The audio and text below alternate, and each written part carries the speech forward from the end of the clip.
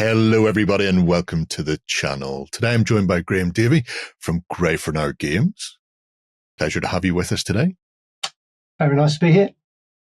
We're going to be getting into the stunningly successful Guards of Traitors toll in just a moment. This one's come out of the gates like a horse with multiple legs.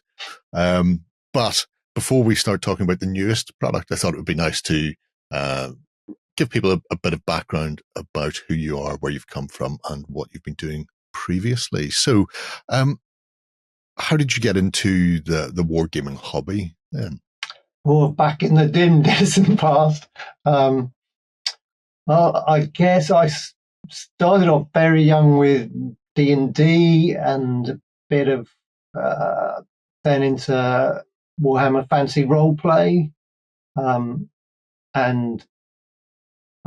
kind of dabbled in Warhammer Battle, but barely, because I was a child and I couldn't afford very many models. And then at some point in the journey, I got a job in Games Workshop in Cambridge, and everything took off from there, really. And how did you go from that into games design then? Because a lot of people have been dabbling in the hobby for years. Not many people have taken the big step into actually launching their own games. I was at Games Workshop for about 14, 15 years. So I did lots of different things and picked up different skills and worked with lots of, Rick Priestley and Alessio Cavatori, and lots of just kind of soaked up all this useful knowledge from all the people around me. And then down the line a bit, I ended up at Warlord Games. And I was sitting in an office with my good friend Andy Hobday. We started talking about making a samurai game, just out of nowhere. I guess partly because we knew each other from both doing Aikido together, martial arts, which is Japanese. So you kind of end up with a affinity for Japanese kind of culture and stuff. And we started playing around with some rules, and that kind of grew and grew. And it just coincided with Warlord Games acquiring a load of plastics from another company, which included some samurai plastics. And they asked us if we wanted to kind of use our game to actually release a game. And we were like, wow, fantastic. That'd be amazing. And that became Test of Honor, which no one was really expecting to do anything particular at all. It was just really to use these random plastics that had appeared. Sure. And it became really successful, and everyone loved it. So that's where it started, really, I guess. Yeah. It was just a lot of luck. Right place at the right time. Yeah.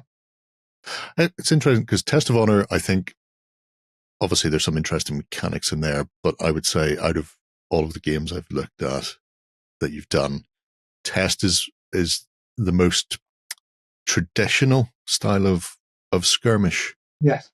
However, the fact you started with the likes of D&D and Warfrip, that more sort of RPG style, is that what sort of lent you in the direction of a more narrative game? Because 0 to 100 hours there's a lot of narrative baked into that. Yeah. Very much in no way a traditional skirmish game that people would think of it. And Guards of Traitors Toll seems to extend that into further narrative sort of direction. I think I've always leaned towards that side of wanting I'm kind of a competitive player, but I always want a bit of story in there as well.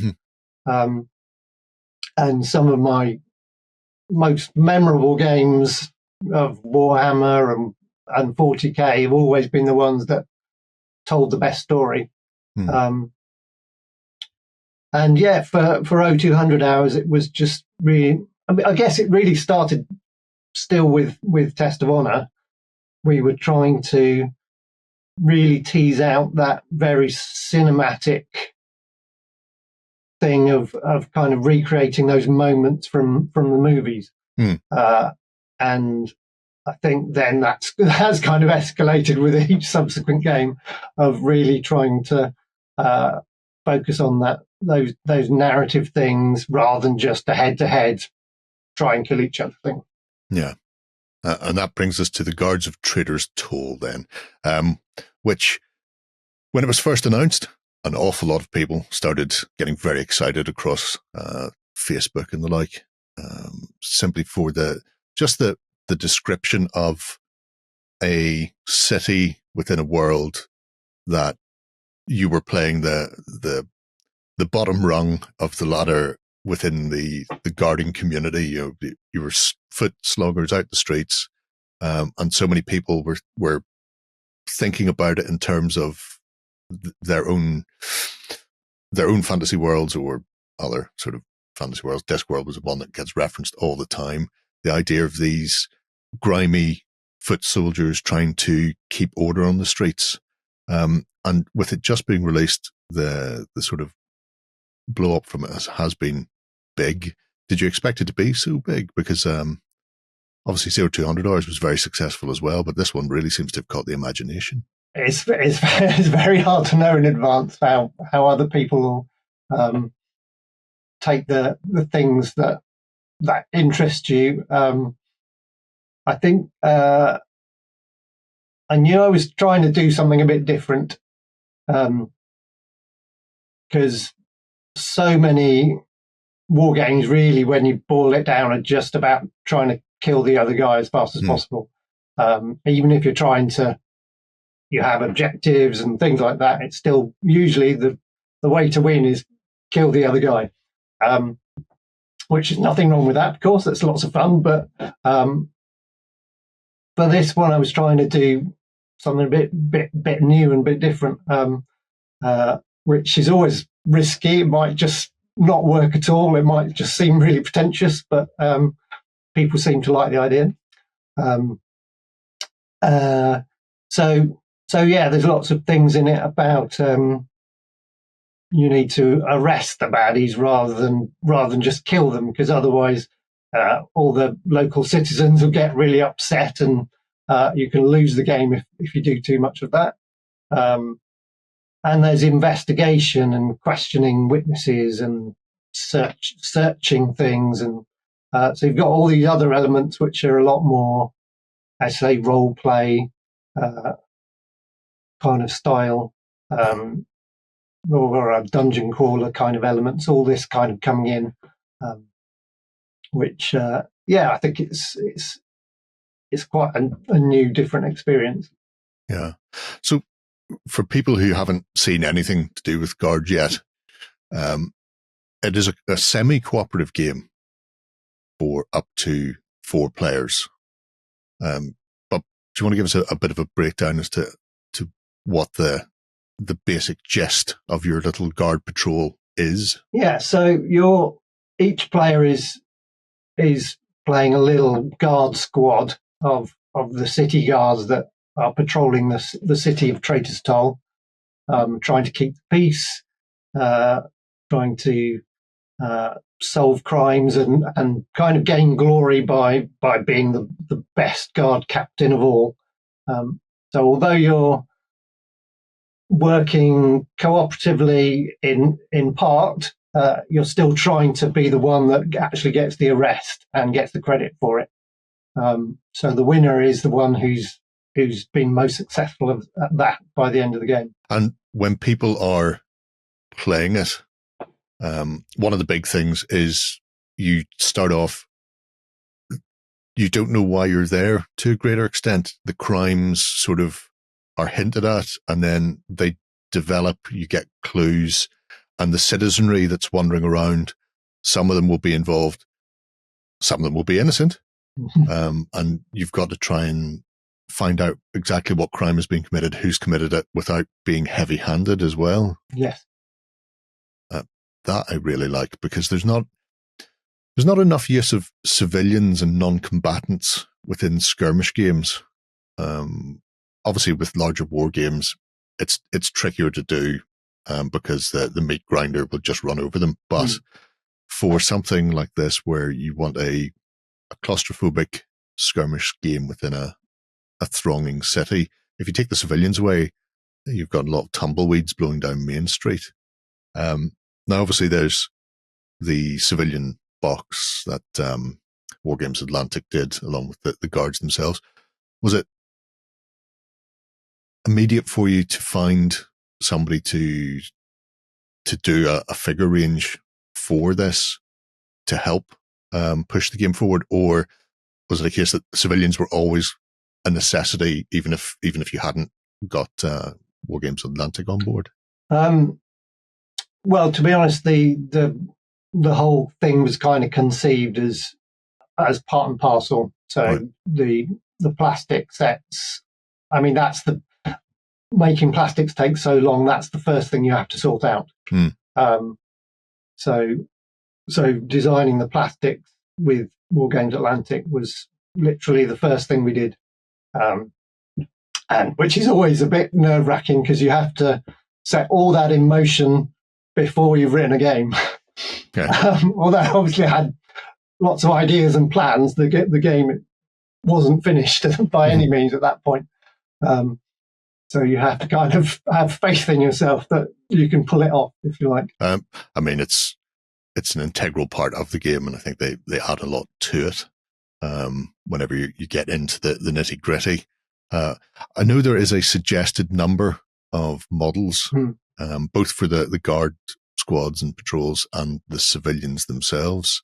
The interesting thing for me is the guard patrols, you have a points value you can spend when you assemble it, but there's also a diminishing amount of guards when you're playing multiple players. And sometimes when you get a game and it says you can play, 2 players will play on a 2x2, 3 players may play on a bigger board and it expands the size of the game.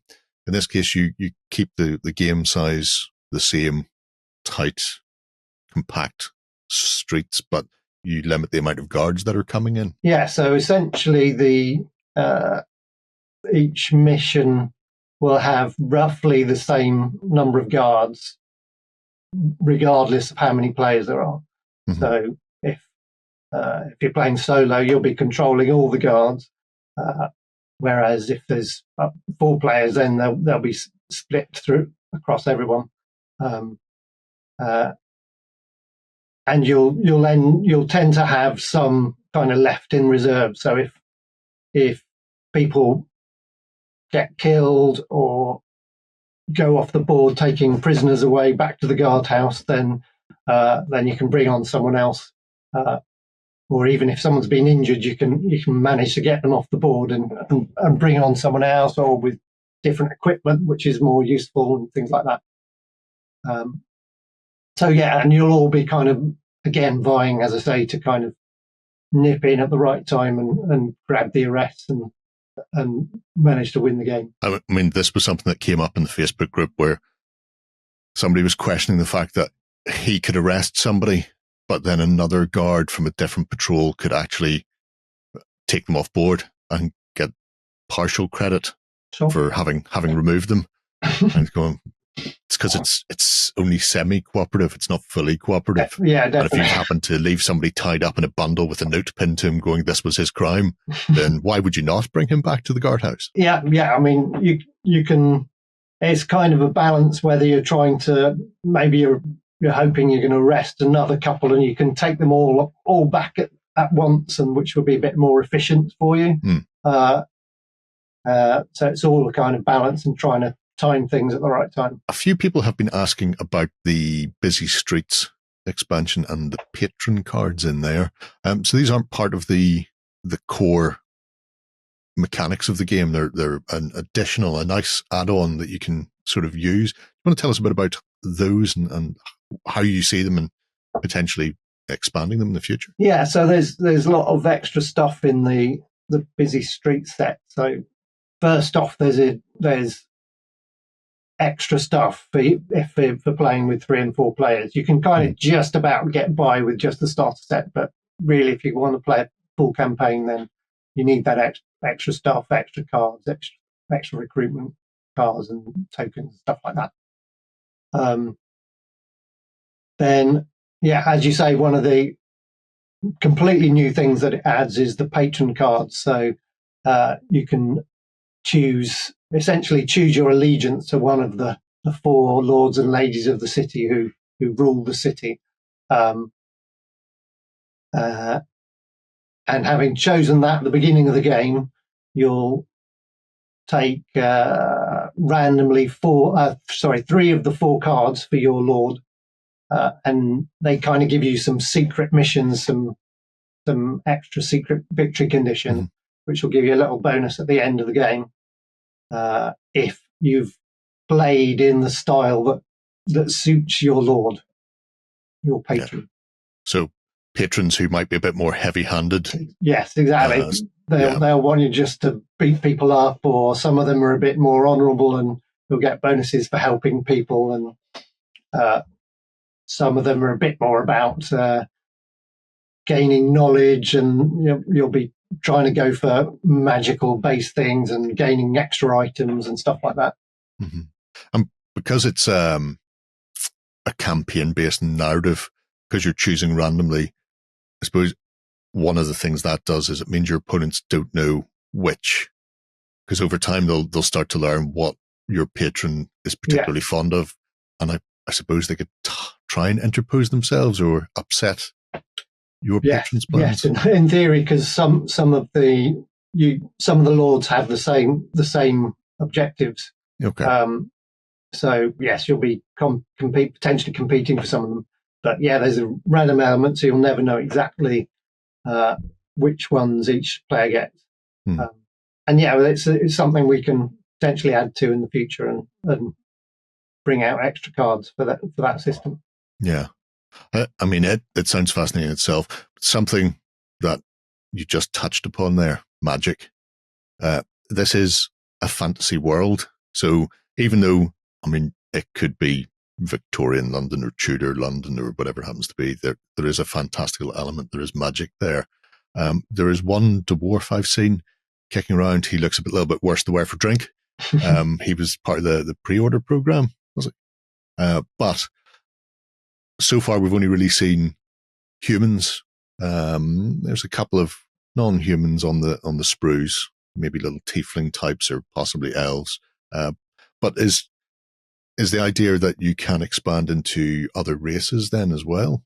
And will they vary things, or do you want to keep it relatively, it doesn't matter what an elf or a human are more or less the same when it comes to the tabletop for your game, or how are you looking at that? Generally, I've tried to pitch it as a kind of generic fantasy setting, so it kind of draws from D&D and Warhammer, or lots of different genres. So you could kind of, if you wanted, imagine this place kind of within your D&D campaign or whatever. And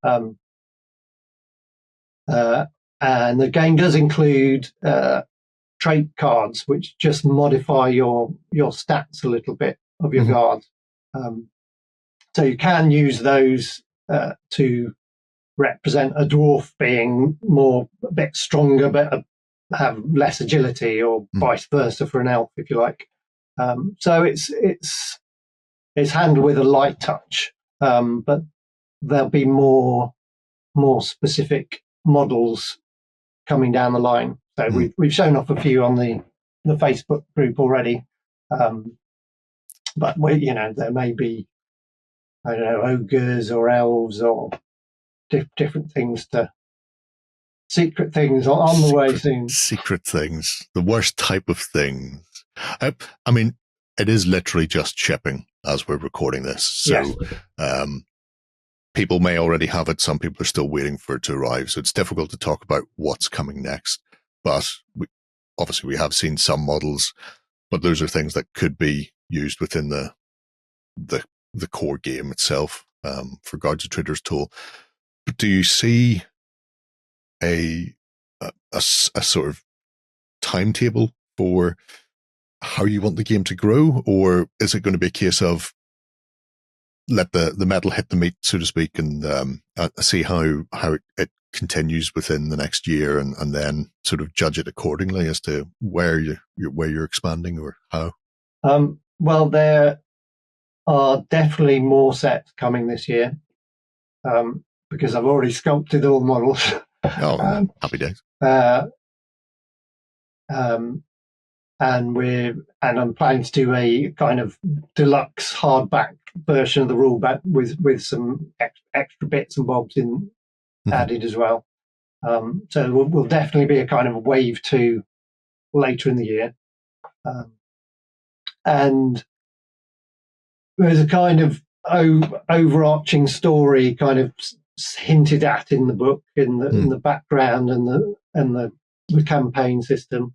So the plan is hopefully to kind of gradually move that along over the coming years and develop a big overarching story. I look forward to seeing where that goes, because I'm a big fan of narrative and of campaigns. And this has an awful lot of depth to it. I think some people looked at it from the outside before the sort of the rules arrived and thought, oh, this is a quick play, sort of chuck it down and run into it and be done and dusted in an hour. But it's not. It's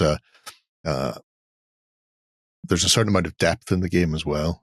That means that it's not a I've got half an hour free and nobody's around game. It is a narrative campaign that is there to be explored, and the town itself to be sort of dealt with a deft touch, rather than just run in and club everything and then go, that's us done for another week. So I'm fascinated by that. I'm assuming, even with all of this focus on guards currently, that Test of Honor and 0200 hours are not going to be abandoned. No, absolutely not. No, I've literally got some new things for 0200 in front of me here on my desk, which should be coming out quite soon, actually. And I've got some new models, which the next thing is to sculpt some new stuff for Test of Honor. So you're absolutely not leaving those games behind. It's always good to know, because sometimes people panic, especially with smaller companies, people like yourself doing sort of independent games, that the focus drifts to a new project and then they think, oh, I'm being abandoned, and it can be a while before they get back to it. But plenty of plates spinning in the air for Grey for now anyway. Yes, there is. I think I'm going to try and stick to 3 game systems for a while now, because that's a lot to keep on top of. But I think it's the best way. Yeah, they're still both kind of all 3 are just things that I really enjoy. So definitely still plenty more ideas for them. I look forward to seeing where you go in the future with all of them, and especially with Traitors Toll as well. We have it in the studio, and I think Push Salute will be playing some games on camera as well. So if people are interested, keep your eye out for that. Hopefully we'll see some from other community members before then anyway, when we're not off rubbing hands with the hoi polloi, so to speak. But it's been a pleasure talking to you, Graham. If anybody has any sort of questions or points of view, you can drop them below. But if they want to find out more from Grey for Now Games, where should they look? You can find the Facebook groups for each of the 3 games pretty easily. Just search for them on Facebook, or just head over to greyfornow.com, where you can find all the range and blogs and info and stuff. There you go, folks. Check out Guards of Traitors Toll. It's absolutely sensational. And also, if you've got the inkling for a bit of feudal Japan, then Test of Honor, or if you fancy being a bit of a sneak in Saint Nazaire, then 0200 hours. Until next time, bye-bye. Go ahead and check out our other content on screen now. And while you're at it, why not hit subscribe and remember to ding our dong. Go on, you know you want to click it. Go on.